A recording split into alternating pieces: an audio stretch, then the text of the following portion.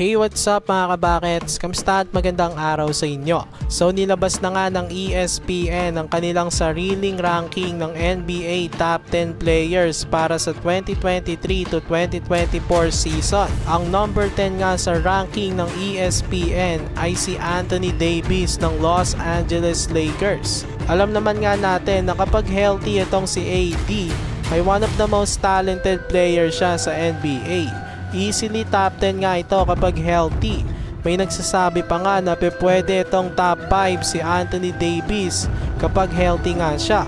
Number 9 naman sa list ng ESPN ay ang isa pang Lakers superstar na si LeBron James na nasa year 21 na this upcoming season. Maraming mga LeBron fans ay hindi satisfied sa ranggo ng kanilang idolo. May iba naman ay okay na daw sila dito dahil nasa year 21 naman na daw ang kanilang idolo at magta 39 years old na.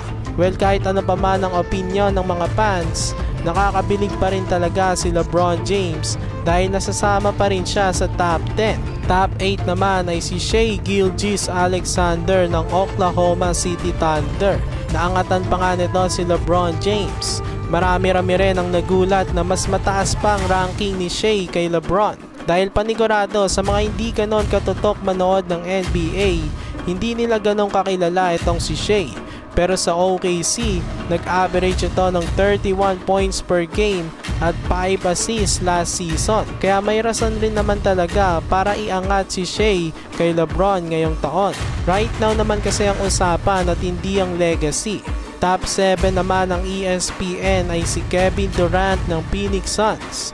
Expected naman nga natin na masasama si KD sa top 10, pero ang tanong, ito nga ba ang tama niyang ranking? Top 6 naman ay si Jason Tatum ng Boston Celtics. No question naman na yan dahil si Jason Tatum ang pinaniniwalaan ng karamihan na next best American player. Top 5 naman nga ay si Stephen Curry ng Golden State Warriors. Si Curry nga ang highest rank American player ng ESPN. Agree naman nga rin ako doon at nasa prime pa rin itong si Steph. Ang top 4 nga ng ESPN ay puro mga non-Americans na. At ang top 4 ay si Luka Doncic ng Dallas Mavericks. There is no surprise naman nga rin bakit top 4 si Luka. Numbers don't lie mga kabakets. Nag-average si Luka ng 32 points per game, 8 rebounds at 8 assists last season. Ang top 3 naman ng ESPN ay ang reigning MVP ng NBA na si Joel "The Process" Embiid ng Philadelphia 76ers. Marami nga ang tutol dito dahil si Embiid daw ay pang regular season lang na player. Alam naman nga natin na sa playoffs hanggang second round lang lagi ito. Pero I think automatic na tinop 3 siya ng ESPN dahil siya nga ang reigning MVP.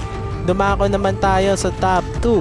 Ang second best player nga ng NBA ay ang kaka-champion lang na si Nikola Jokic ng Denver Nuggets.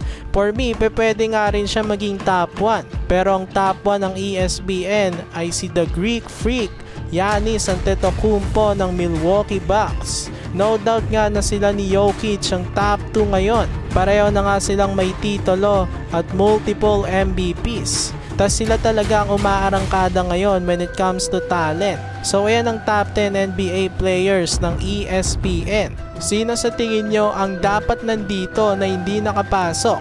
I-comment nyo yan sa baba at pag-usapan natin.